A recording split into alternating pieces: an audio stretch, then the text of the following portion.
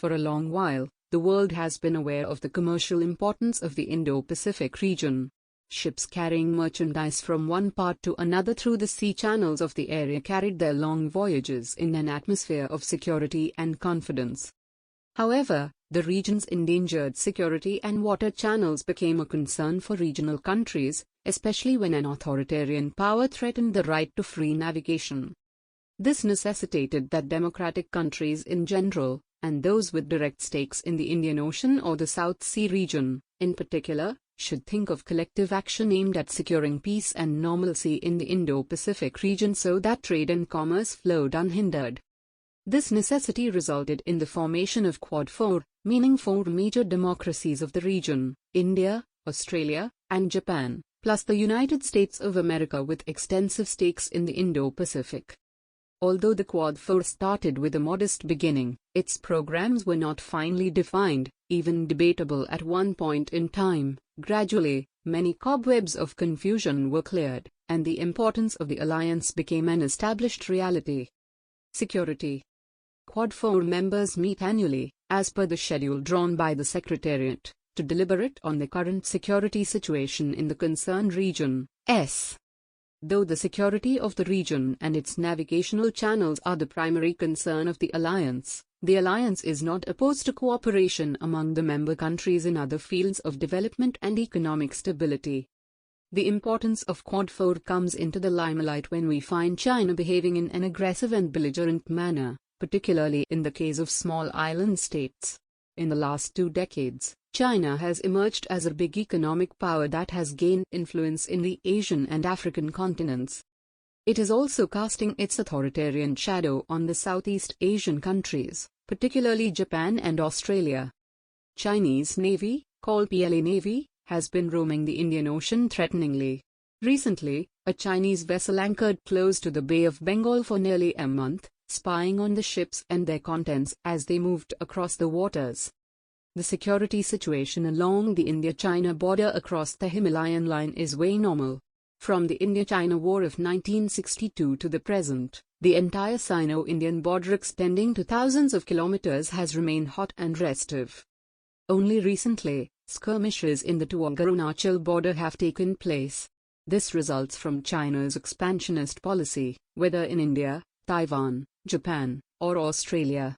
China wants to establish its dominance either through money or muscle power.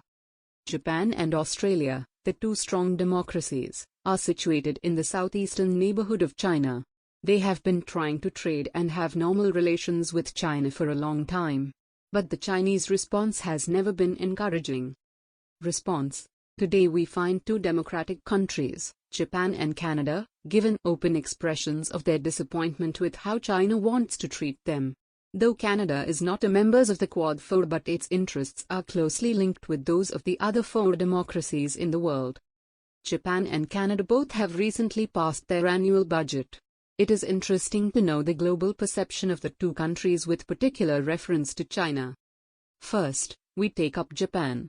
In an analysis, the Diplomat on December 17 wrote that Japan had marked a critical milestone in efforts to reshape its defense strategy, increase the national defense spending, and allow Tokyo to acquire a counter-strike missile capability.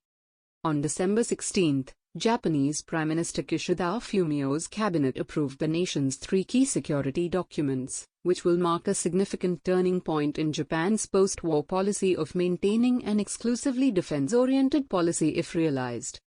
Japan is in the process of returning to a normal nation in the long run by allowing the nation's possession, and the possible use, of offensive capabilities to strike against enemy missile bases in the event of an armed attack on Tokyo. The paper wrote, Tokyo is in the midst of the most severe and complex security environment since World War II, pointing out the new National Security Strategy, NSS, positioned at the top of the 3 documents. On December 16, the Japanese cabinet headed by Prime Minister Kishida passed 3 papers titled National Security Strategy, NSS, National Defense Strategy, NDS, and Defense Build-up Program, DBP. In the preamble to NES, which by far is the most important policy paper, it said, under the vision of a free and open Indo-Pacific, FOIP, it is vitally important for Japan's security to cooperate with allies and like-minded countries to ensure peace and stability in the region. Those countries mentioned in the NES are the United States, Australia, India, the United Kingdom, France, Germany, Italy, Canada, New Zealand, South Korea, and Southeast Asian nations, among others. The DBP document will see Japan increase defense spending to 43 trillion yen, $314 billion, from the fiscal year 2023 to 2027. This is a 56.5% increase from the 27.47 trillion yen in the current 5-year plan, which covers the fiscal year 2019 to 2023. This will increase Japan's defense spending to the NATO standard of 2% of the national GDP in 2027, following Kishida's instructions to his defense and finance ministers to do so in late November. The biggest focus of the three security documents is how to deal with a rising China. How will Japan defend itself in the face of China's rapid military rise? How much defense capability and defense budget will Japan need to confront China? Those are the fundamental questions behind the documents, although never explicitly stated there. The updated language of the NES describes China as the biggest strategic challenge for Japan, while the 2013 version of the NES only called China's actions an issue of concern to the international community. Canada. Let us now examine the Canadian perceptions of China as disclosed by discussing relations with China. The budget document of Canada states, the strategy calls for domestic measures to strengthen cybersecurity and protect against the theft of intellectual property, and, internationally, to work more closely with the Five Eyes, NATO, and international institutions to monitor and push back against Chinese assertiveness. Departing from the earlier approach, coexistence, cooperation, competition, and challenge, the new strategy claimed that Ottawa will compete with China when we ought and cooperate when we must. The stark wording on China varies substantially from the engagement vocabulary of the past 50 years. Today's China is labeled assertive and repressive, an increasingly disruptive global power that erodes the existing rules-based international order, threatening Canadian interests and values. It builds on specific actions already taken, including the Huawei 5G ban, the rejection of Chinese investments in strategic minerals, the Uyghur genocide resolution in the House of Commons, public criticism of the national security law in Hong Kong, and the recent announcement of consultations about a possible foreign agent registry. Finally, the budget reallocations passed by the Canadian lawmakers also show the seriousness of the state in providing grants that are needed to offset the provocation or belligerence of China.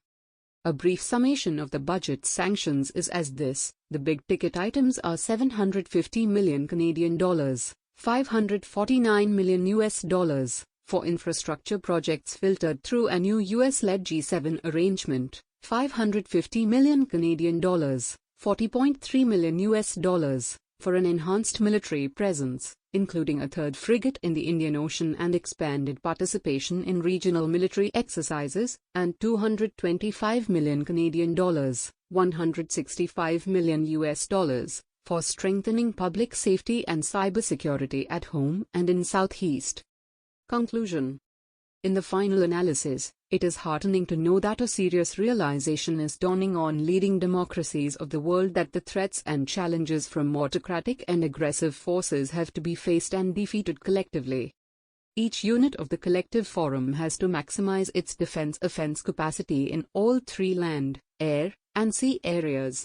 However, the world expects China to understand its perceptions and rebuild its strategies that help preserve peace and improve life in developing countries.